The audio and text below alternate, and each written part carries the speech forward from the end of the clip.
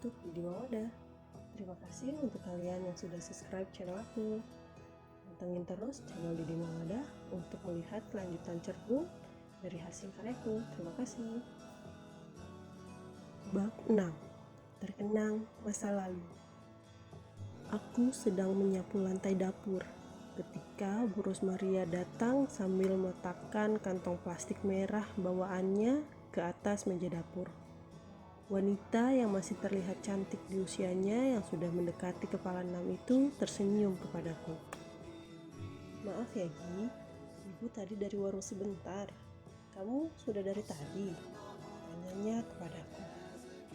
Baru saja kok Bu, tadi ada sedikit masalah di jalan, jadi agak telat sampai sini.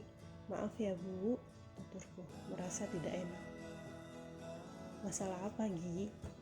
Anak-anakmu jadi ikut kesini kan? Tadi sedikit ada salah paham aja Bu. Iya itu Bu, anak-anak ada di samping sedang duduk-duduk. Oh begitu. Ya udah, sekarang setelah kamu selesai beres-beres, tolong bantu Ibu memasak lagi ya Gi. Anak-anak kemarin cocok sama masakan kamu. Katanya enak, gak kalah sama masakan Ibu, ujar Bu Rosmaria dengan senyumnya. Baik Bu, alhamdulillah jika anak-anak Ibu suka dengan masakan saya.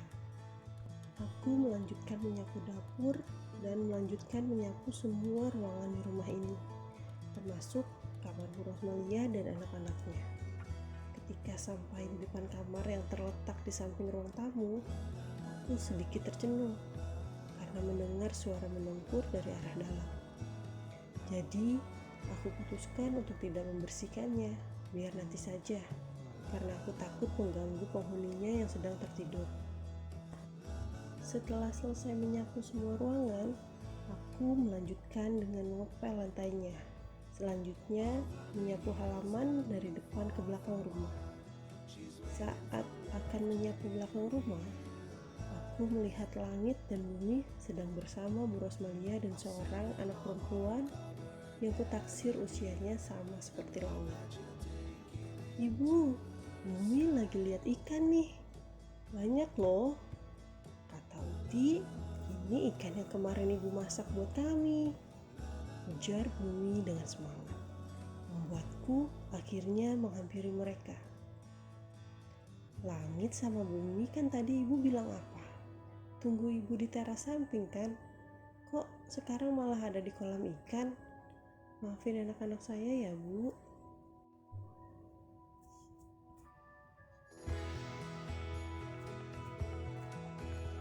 Tidak apa-apa Gigi. Tadi Ibu yang ajak anak-anakmu untuk ke belakang biar lihat ikan dan tanaman di sini. Jadi mereka tidak bosan menunggu kamu bekerja. Tutur Bu Rosmaria menjelaskan.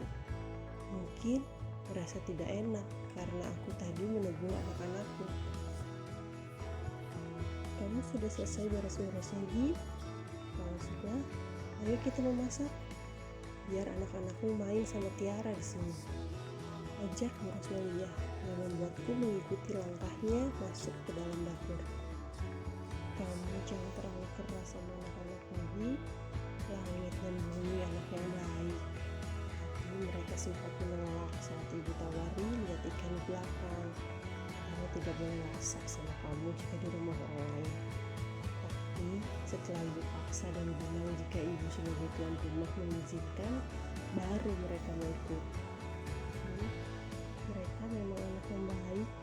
Saya dan suami saya beruntung sekali bisa memiliki anak seperti langit dan bumi. Saya hanya takut jika anak-anak saya membuat ulah di rumah orang lain. Makanya saya selalu berpesan untuk sopan jika berkunjung ke rumah orang. Aku mengerti. Ngomong-ngomong, suamimu kerja di mana Gi?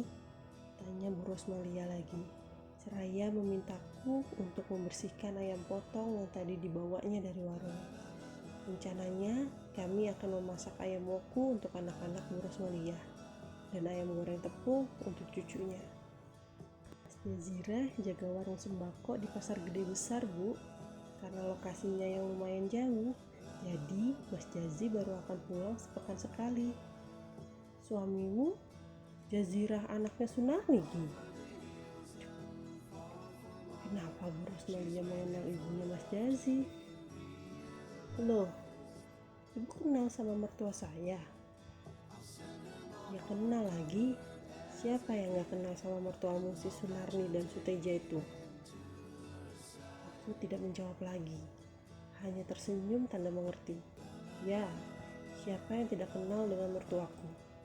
Seorang pemilik tambak lele yang lumayan besar di desa tempatku tinggal.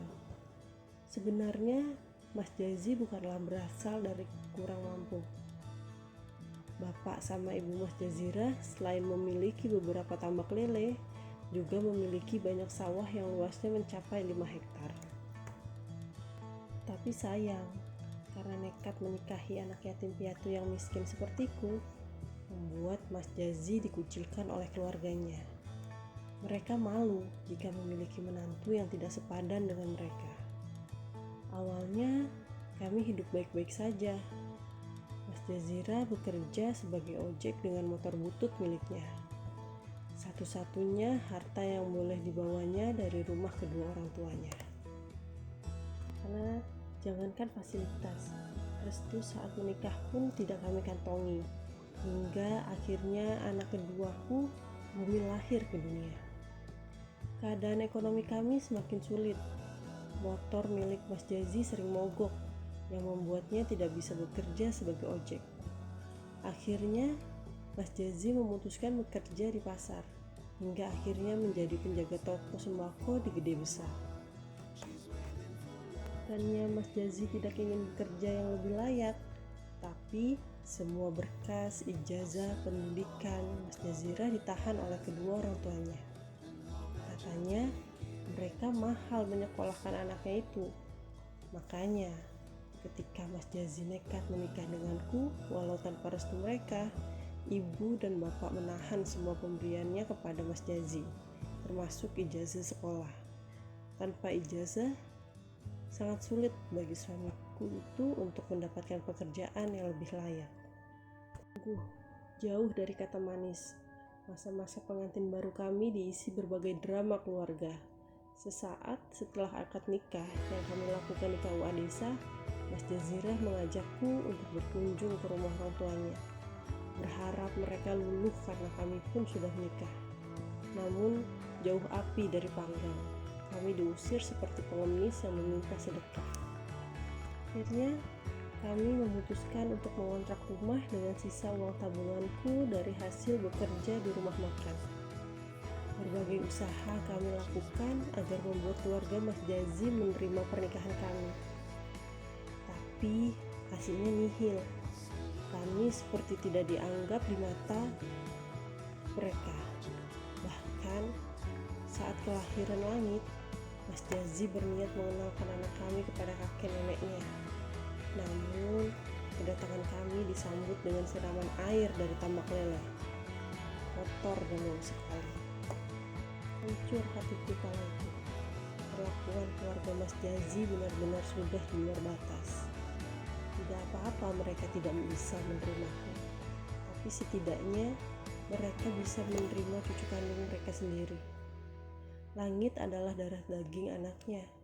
Ada darah keluarga mereka mengalir di tubuh anak-anakku. Sejak saat itu, kuputuskan untuk tidak lagi berkunjung ke rumah mertuaku. Hingga akhirnya kami mendengar kabar jika bapak mertuaku sakit keras. Mas Jazi ditelepon oleh adiknya untuk segera pulang. Karena bapak terus memanggil nama anak lelaki satu-satunya tersebut. Setelah menerima kabar itu, kami bergegas ke rumah mertuaku menggunakan motor butut Mas Jazi. Kami sampai di rumah dan Mas Jazi langsung dipersilahkan masuk untuk menemui bapak mertua. Sedangkan aku dan anak-anak disuruh masuk pun kami tidak. Aku dan anak-anak memutuskan untuk menunggu Mas Jazi di teras rumah. Sungguh perih. Setidaknya biarkan anak-anakku masuk. Mereka kepanasan menunggu di teras. Langit merengek minta makan, karena memang tadi kami belum sempat sarapan di rumah. Tapi bagaimana mungkin? Bahkan pintu rumah pun tertutup rapat. Akhirnya, aku aku mengajak langit dan bumi pulang dulu ke kontrakan untuk makan.